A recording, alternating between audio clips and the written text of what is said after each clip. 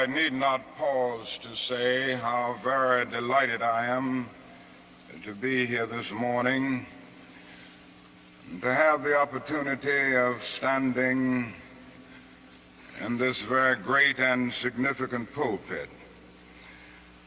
And I do want to express my deep personal appreciation to Dean Sayer and all of the cathedral clergy for extending the invitation. It is always a rich and rewarding experience to take a brief break from our day-to-day demands in the struggle for freedom and human dignity and discuss the issues involved in that struggle with concerned friends of goodwill all over our nation. And certainly it is always a deep and meaningful experience to be in a worship service. And so for many reasons, I'm happy to be here today. I would like to use as a subject from which to preach this morning, remaining awake through a great revolution. And the text for the morning is found in the book of Revelation. There are two passages there that I would like to quote. It's in the 16th chapter of that book. Behold, I make all things new. Former things are passed away. I'm sure that most of you have read that arresting little story from the pen of Washington Irving entitled Rip Van Winkle. The one thing that we usually remember about the story is that Rip Van Winkle slept 20 years. But that is another point in that little story that is almost always completely overlooked. It was a sign in the end from which Rip went up in the mountain for his long sleep. When Rip Van Winkle went up in the mountain, the sign had a picture of King George III of England. When he came down 20 years later, the sign had a picture of George Washington, the first president of the United States. And Rip Van Winkle looked up at the picture of George Washington,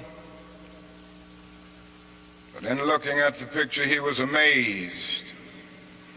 He was completely lost. He knew not who he was.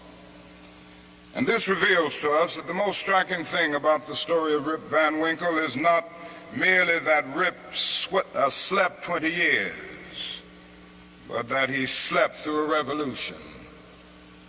While he was peacefully snoring up in the mountain, a revolution was taking place that at points would change the course of history. And Rip knew nothing about it. He was asleep. Yes, he slept through a revolution. One of the great liabilities of life is that all too many people find themselves living amid a great period of social change, and yet they fail to develop the new attitudes, the new mental responses that the new situation demands. They end up sleeping through a revolution. There can be no gainsaying of the fact that a great revolution has taken place in the world today. In the sense, it is a triple revolution.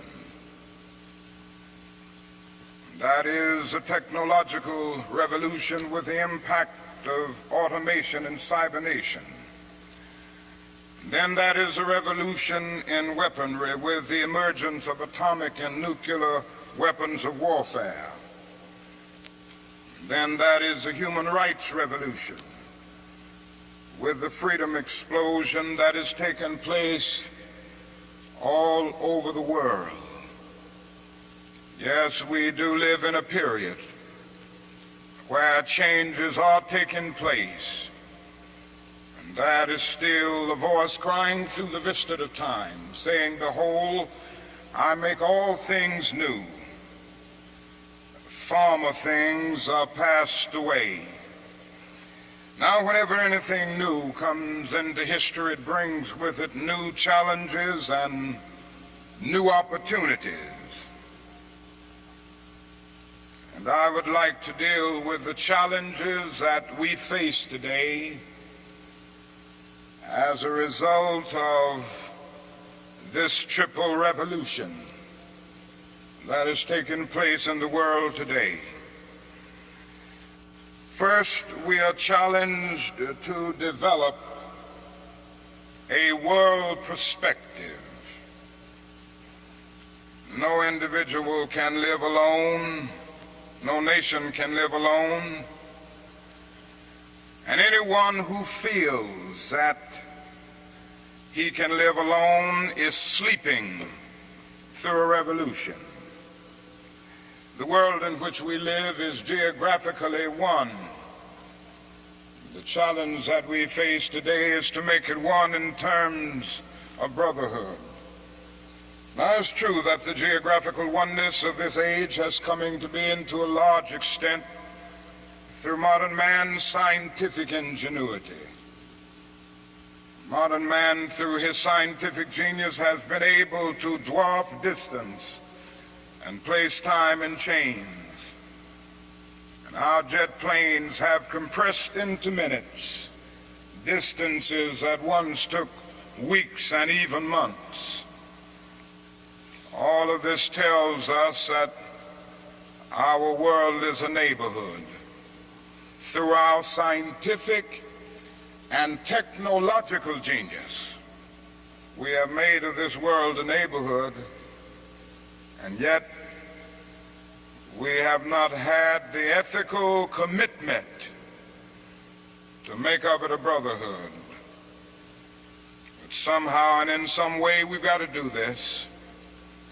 We must all learn to live together as brothers, or we will all perish together as fools. We are tied together in the single garment of destiny, caught in an inescapable network of mutuality. And whatever affects one directly affects all indirectly. For some strange reason, I can never be what I ought to be until you are what you ought to be, and you can never be what you ought to be until I am what I ought to be. This is the way God's universe is made. This is the way it is structured. John Donne caught it years ago and placed it in graphic terms. No man is an island entire of itself. Every man is a piece of the continent, a part of the main. And he goes on toward the end to say, any man's death diminishes me because I am involved in mankind. Therefore never sin to know for whom the bell tolls. It tolls for thee. We must see this, believe this, and live by it if we are to remain awake through a great revolution. Secondly, we are challenged to eradicate the last vestiges of racial injustice from our nation. I must say this morning that Racial injustice is still the black man's burden and the white man's shame.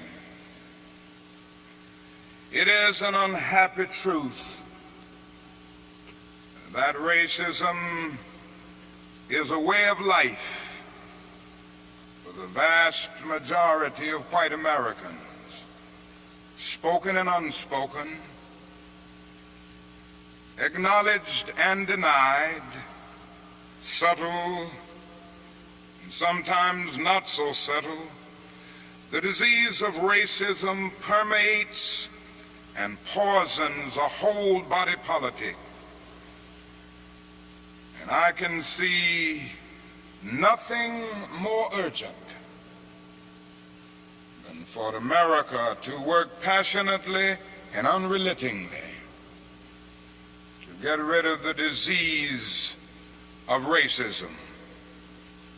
Something positive must be done. Everyone must share in the guilt, as individuals and as institutions. The government must certainly share the guilt. Individuals must share the guilt. Even the church must share the guilt. We must face the sad fact at 11 o'clock on Sunday morning when we stand to sing, "In Christ there is no east nor west." We stand in the most segregated hour of America. The hour has come for everybody, and for all institutions, for the public sector and the private sector, to work to get rid of racism. Now, if we are to do it, we must honestly admit certain things and get rid of certain myths that have constantly been disseminated all over our nation. One is the myth of time. It is a notion that only time can solve the problem of racial injustice. And there are those who often sincerely say to the Negro and his allies in the white community, "Why don't you slow up? Stop pushing things so fast. Only time can solve the problem. And if you will just be nice and patient and continue to pray, in 100 or 200 years, the problem will work itself out." Well, that is an answer to that myth. And it is that time is neutral. It can be used either constructively or destructively. And I'm sorry to say this morning that I'm absolutely convinced that the forces of ill will in our nation, the extreme rightists of our nation, the people on the wrong side, have used time much more effectively than the forces of goodwill. And it may well be that we will have to repent in this generation, not merely for the vitriolic words and the violent actions of the bad people, but for the appalling silence and indifference of the good people who sit around and say, "Wait on time." Somewhere we must come to see that human progress never rolls in on the wheels of inevitability. It comes through the tireless efforts and the persistent work of dedicated individuals who are willing to be co-workers with God. And without this hard work, time itself becomes an ally of the primitive forces of social stagnation. So we must help time and realize that the time is always right to do right. Now, that is another myth that still gets around. It is a kind of over-reliance on the bootstrap philosophy. And there are those who still feel that if the Negro is to rise out of poverty, if the Negro is to rise out of slum conditions, if he is to rise out of discrimination and segregation, he must do it all by himself. And so they say the Negro must lift himself by his own bootstraps. They never stopped to realize that no other ethnic group has been a slave on American soil. The people who say this never stop to realize that the nation made the black man's color a stigma. But beyond this, they never stop to realize the debt that they owe a people who were kept in slavery 244 years. In 1863, the Negro was told that he was free as a result of the Emancipation Proclamation being signed by Abraham Lincoln. But he was not given any land to make that freedom meaningful. It was something like keeping a person in prison for a number of years and suddenly discovering that that person is not guilty of the crime for which he was convicted. And you just go up to him and say, now you're free. But you don't give him any bus fare to get to town. You don't give him any money to get some clothes to put on his back or to get on his feet again in life. Every code of jurisprudence would rise up against this. And yet this is the very thing that our nation did to the black man. It simply said, you're free. And it left him there penniless, illiterate, not knowing what to do. And the irony of it all is that at the same time that the nation failed to do anything for the black man, through an act of Congress, it was giving away millions of acres of land in the West and the Midwest, which meant that it was willing to undergird its white peasants from Europe with an economic floor. But not only did it give the land, it built land-grant colleges to teach them how to farm. Not only that, it provided county agents to further their expertise in farming. Not only that, as the years unfolded, it provided low interest rates so that they could mechanize our farms. And to this day, thousands of these very persons are receiving millions of dollars in federal subsidies every year not to farm. And these are so often the very people who tell Negroes that they must lift themselves by their own bootstraps. It's all right to tell a man to lift himself by his own bootstraps, but it is a cruel jest to say to a bootless man that he ought to lift himself by his own bootstraps. We must come to see that the roots of racism are very deep in our country. And there must be something positive and massive in order to get rid of all of the effects of racism and the tragedies of racial injustice. Now that is another thing closely related to racism that I would like to mention as another challenge. We are challenged to rid our nation and the world of poverty. Like a monstrous octopus, poverty spreads its nagging, prehensile tentacles into hamlets and villages all over our world. 2/3 of the peoples of the world go to bed hungry at night. They are ill-housed, they are ill-nourished, they are shabbily clad. I've seen it in Latin America, I've seen it in Africa. I've seen this poverty in Asia.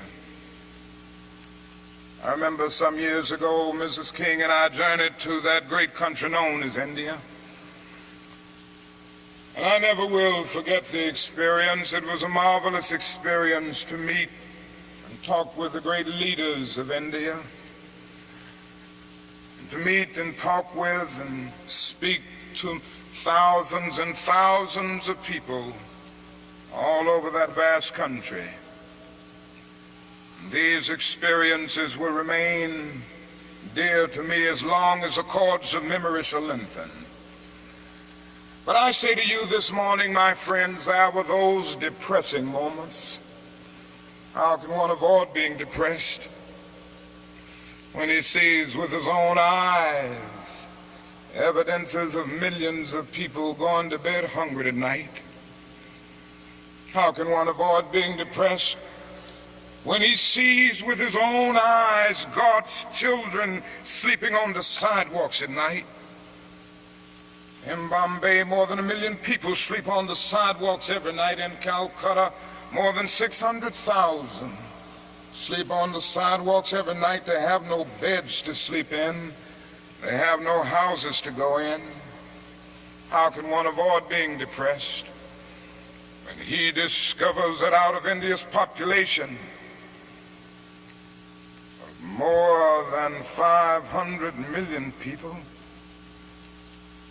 some 480 million make an annual income of less than $90 a year, and most of them have never seen a doctor or dentist. As I noticed these things, something within me cried out, can we in America stand idly by and not be concerned? And an answer came, oh no, because the destiny of the United States is tied up with the destiny of India and every other nation. And I started thinking of the fact that we spend in America millions of dollars a day to store surplus food. And I said to myself, I know where we can store that food free of charge, in the wrinkled stomachs of the millions of God's children all over the world who go to bed hungry at night. And maybe we spend far too much of our national budget establishing military bases around the world rather than bases of genuine concern and understanding. But not only do we see poverty abroad, I would remind you that in our own nation there are about 40 million people who are poverty-stricken. I have seen them here and there. I've seen them in the ghettos of the North. I've seen them in the rural areas of the South. I've seen them in Appalachia. I've just been in the process of touring many areas of our country. And I must confess that in some situations, I have literally found myself crying. I was in Marks, Mississippi the other day, which is in Quitman County, the poorest county in the United States.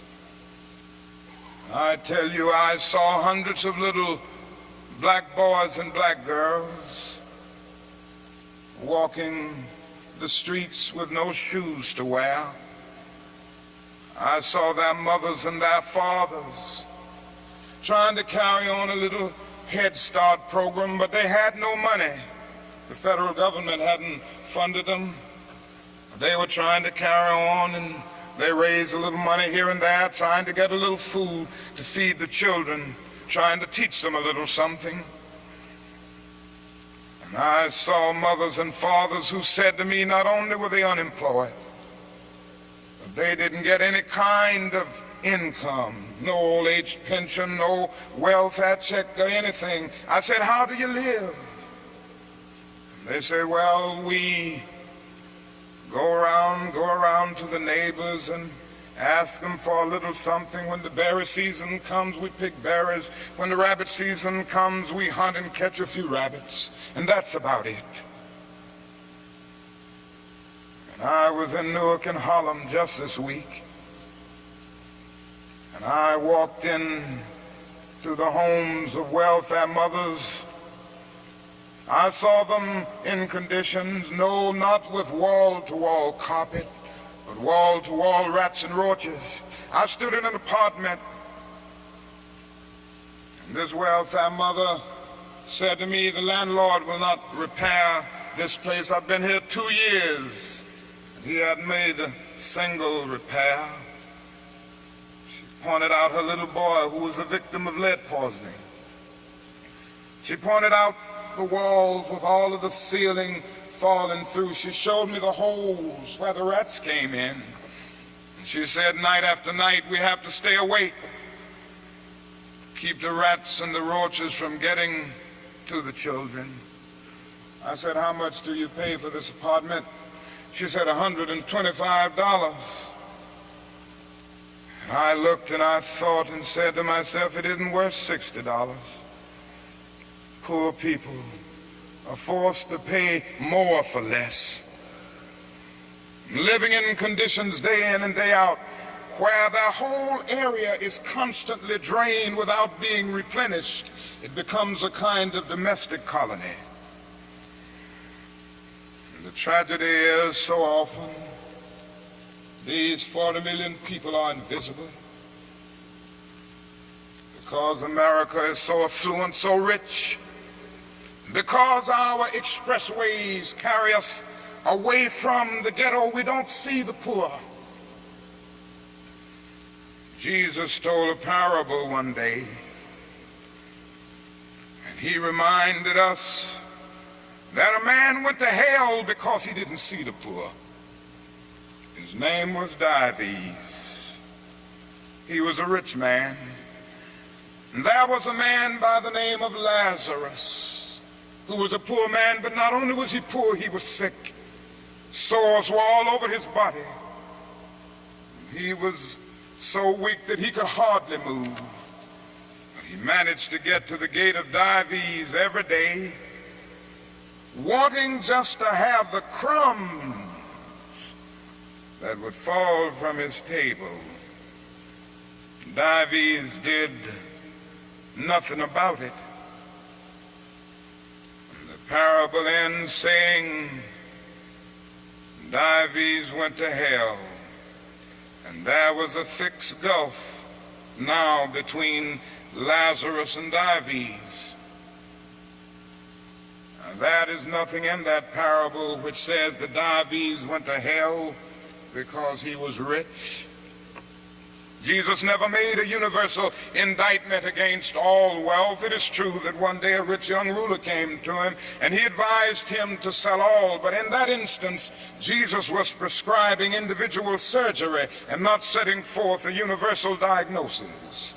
And if you will look at that parable with all of its symbolism, you will remember that a conversation took place between heaven and hell, and on the other end of that long distance call between heaven and hell was Abraham in heaven, talking to Dives in hell. Now, Abraham was a very rich man. If you go back to the Old Testament, you see that he was the richest man of his days. So it was not a rich man in hell talking with a poor man in heaven.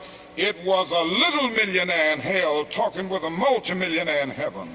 Dives didn't go to hell because he was rich. Dives didn't realize that his wealth was his opportunity. It was his opportunity to bridge the gulf that separated him from his brother Lazarus. Dives went to hell because he passed by Lazarus every day and he never really saw him. He went to hell because he allowed his brother to become invisible. Dives went to hell because he maximized the minimum and minimized the maximum. Indeed, Dives went to hell because he sought to be a conscientious objector in the war against poverty. And this can happen to America, the richest nation in the world. There's nothing wrong with that. This is America's opportunity help bridge the gulf between the haves and the have-nots. And the question is whether America will do it. There's nothing new about poverty. What is new is that we now have the techniques and the resources to get rid of poverty. But the real question is whether we have the will. In a few weeks, some of us are coming to Washington to see if the will is still alive, or if it is alive in this nation. We're coming to Washington in a poor people's campaign. Yes, we're going to bring the tired, the poor, the huddled masses. We're going to bring those who have known long years of hurt and neglect. We're going to bring those who've come to feel that life is a long and desolate corridor with no exit sign. We're going to bring children and adults and old people, people who've never seen a doctor or a dentist in their lives. We're not coming to engage in any histrionic gesture. We're not coming to tear up Washington. We're coming to demand that the government will address itself to the problem of poverty. We read one day, we hold these truths to be self-evident, that all men are created equal, that they are endowed by their Creator with certain inalienable rights, that among these are life, liberty, and the pursuit of happiness. But if a man doesn't have a job or an income, he has neither life nor liberty and the possibility for the pursuit of happiness. He merely exists. We're coming to ask America to be true to the huge promissory note that it signed years ago. We're coming to engage in dramatic, non-violent action to call attention to the gulf between promise and fulfillment, to make the invisible visible. Why do we do it this way? We do it this way because it is our experience that the nation doesn't move around questions of genuine equality for the poor and for black people until it is confronted massively, dramatically, in terms of direct action. Great documents are here to tell us something should be done. We met here some years ago in the White House Conference on Civil Rights, and we out with the same recommendations that we will be demanding in our campaign here, but nothing has been done. The President's Commission on Technology, Automation, and Economic Progress recommended these things some time ago. Nothing has been done.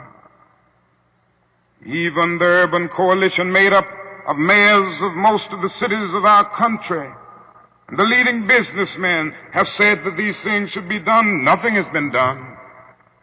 The Kerner Commission came out with its report just a few days ago and then made specific recommendations. Nothing has been done. And I submit that nothing will be done until people of goodwill put their bodies and their souls in motion. And it will be the kind of soul force brought into being as a result of this confrontation that I believe will make the difference. Yes, it will be a poor people's campaign. This is a question facing America. Ultimately, a great nation is a compassionate nation. America has not met its obligations and its responsibilities to the poor. One day, we will have to stand before the God of history, and we will talk in terms of things we've done. Yes, we will be able to say, we build gargantuan bridges to span the seas. We build gigantic buildings to kiss the skies. Yes, we made our submarines to penetrate oceanic depths. We brought into being many other things with our scientific and technological power. It seems that I can hear the God of history saying, that was not enough, but I was hungry, and ye fed me not. I was naked and ye clothed me not. I was devoid of a decent sanitary house to live in, and ye provided no shelter for me. And consequently, you cannot enter the kingdom of greatness. If ye do it unto the least of these, my brethren, ye do it unto me. That's the question facing America today. And I want to say one other challenge that we face is simply that we must find an alternative to war and bloodshed. Anyone who feels, and there are still a lot of people who feel that way, that war can solve the social problems facing mankind, is sleeping through a revolution. President Kennedy said on one occasion, mankind must put an end to war, or war will put an end to mankind. The world must hear this. I pray God that America will hear this before it is too late, because today we are fighting a war. I'm convinced that it is one of the most unjust wars that has ever been fought in the history of the world.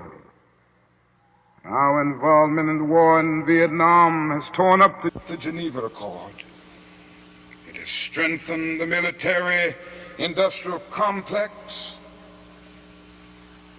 It has strengthened the forces of reaction in our nation. It has put us against the self-determination of the vast majority of Vietnamese people and put us in a position of protecting a corrupt regime that is stacked against the poor. It has played havoc with our domestic destinies.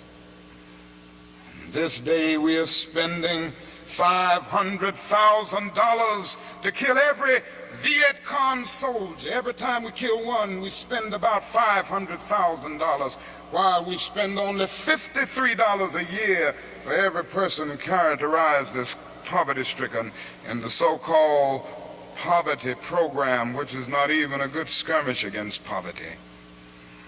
But not only that, it has put us in a position of appearing to the world as an arrogant nation.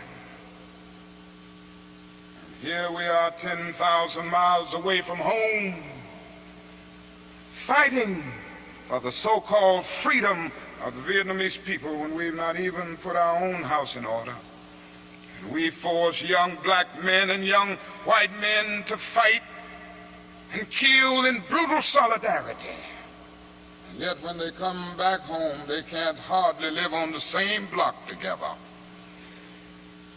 The judgment of God is upon us today. And we could go right down the line and see that something must be done, and something must be done quickly. We have alienated ourselves from other nations, so we end up morally and politically isolated in the world. There's not a single major ally of the United States of America that would dare send a troop to Vietnam, and so the only friends that we have now are a few quiet nations like Taiwan, Thailand, South Korea, and a few others. This is where we are. Mankind must put an end to war, or war will put an end to mankind. And the best way to start is to put an end to the war in Vietnam, because if it continues, we will inevitably come to the point of confronting China, which could lead the whole world to nuclear annihilation. It is no longer the choice, my friends, between violence and nonviolence.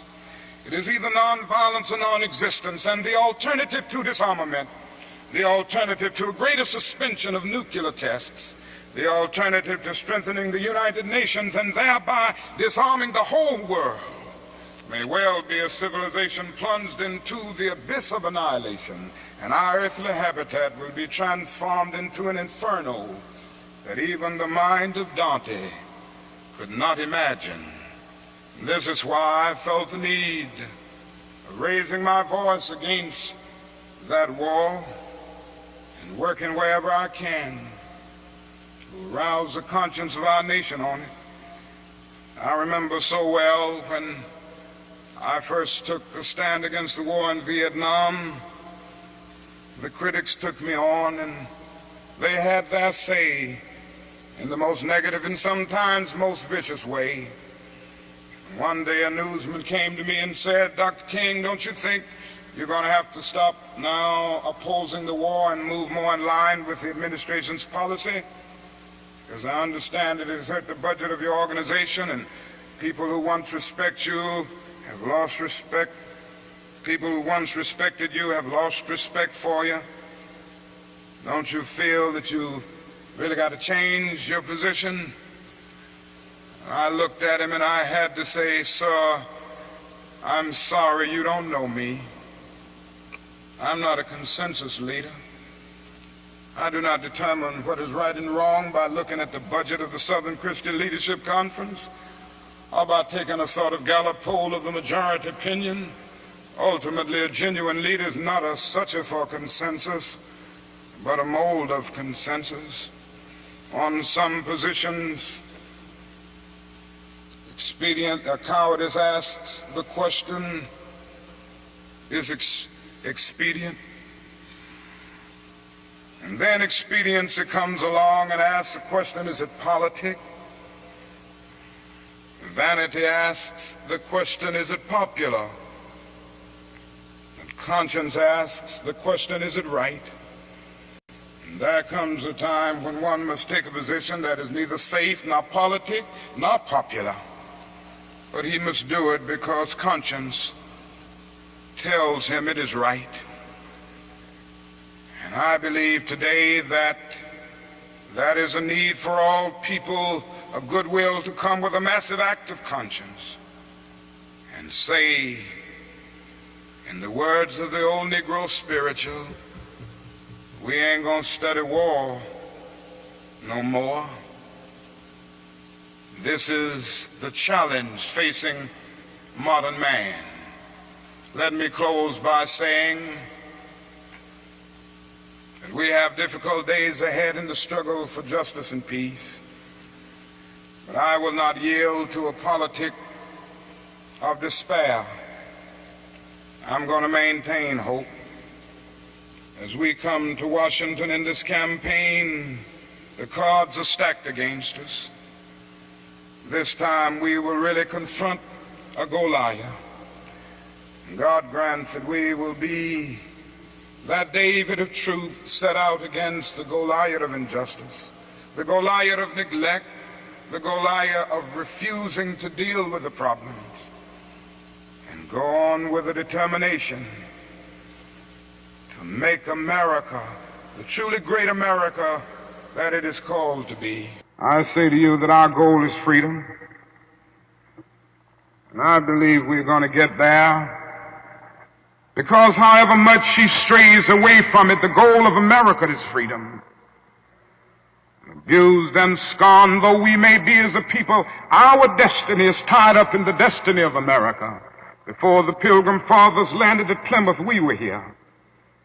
Before Jefferson etched across the pages of history the majestic words of the Declaration of Independence, we were here. Before the beautiful words of the Star-Spangled Banner were written, we were here.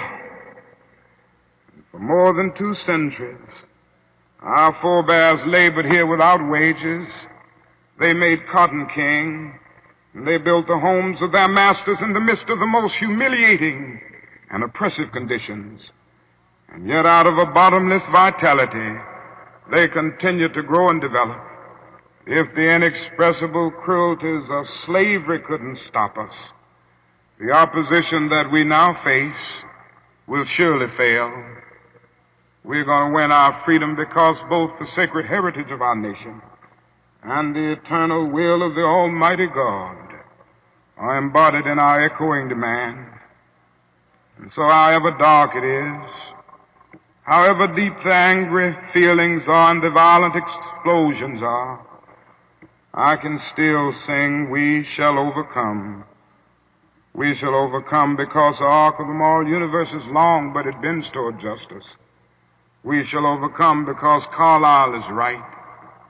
No lie can live forever. We shall overcome because William Cullen Bryant is right. Truth-crushed earth will rise again.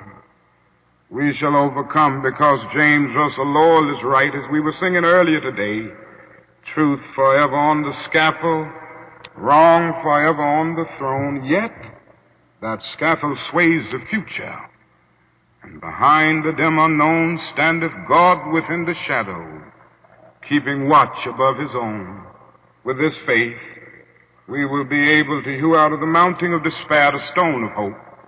With this faith, we will be able to transform the jangling discords of our nation into a beautiful symphony of brotherhood. Thank God for John, who centuries ago out on a lonely, obscure island called Patmos caught vision of the New Jerusalem descending out of heaven from God, and who heard a voice saying, "Behold, I make all things new. Former things are passed away." God grant that we will be participants in this newness and this magnificent development. If we will but do it, we will bring about a new day of justice and brotherhood and peace. And that day the morning stars will sing together, and the sons of God will shout for joy. God bless you.